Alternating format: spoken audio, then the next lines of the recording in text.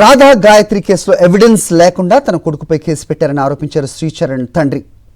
రాధా గాయత్రి అంత్యక్రియల రోజు శ్రీచరణ్ను వాళ్లే ఒక గదిలో బంధించారన్నారు. అందుకే అంత్యక్రియలకు రాలేదన్నారు. భార్యాభర్తల మధ్య చిన్న చిన్న మనస్పర్ధలు సహజమని తెలిపారు. అమ్మాయి లావుగా ఉందని శ్రీచరణ్ చెప్పేవాడని గుర్తు చేశారు.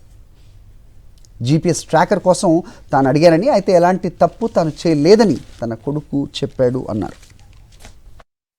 వీళ్ళని చూస్తే నేను అనుకున్నది ఏంటంటే, అతను మాతో పాటు ఒక చిన్న విషయం గుర్తుంచుకోండి, మాతో పాటు అతను కూడా ఆ క్రిమేషన్కి రాలేదు. క్రిమేషన్కి రాకపోవడానికి కారణం ఏమిటంటే, అతను చెప్పింది వాళ్ళ అమ్మ నాన్న తాలూకు బంధువులు ఉంటారు కదా, క్యాప్సైజ్ అంటే పట్టుకున్నారు. పట్టుకొని ఒక రూమ్లో పెట్టి తాళం వేశారు. బయట క్రౌడ్ చాలా ఉంది, బయటకు వెళ్తే ఇబ్బంది అవుతుంది, వాళ్ళు నిన్ను కొడతారు, నిన్ను కొడితే మాకు అప్రతిష్ట అని అవన్నీ ఆలోచించి వాళ్ళు ఏం చేశారంటే రూమ్లో పెట్టేసి తాళం వేశారు. ఒకవేళ ఆరోపణ అయినా దాని వెనకాల చెడు ఉద్దేశం ఏం లేదు కదా.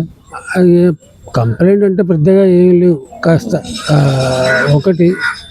ఒకటే కంప్లైంట్ ఉండేది, కాస్త లావుగా ఉంది డాడీ అని. That is not at all complaint కదా. మరిన్ని అప్డేట్స్ కోసం ఛానల్ ను సబ్స్క్రైబ్ చేయండి. నోటిఫికేషన్స్ కోసం బెల్ ఐకాన్ పై క్లిక్ చేయండి.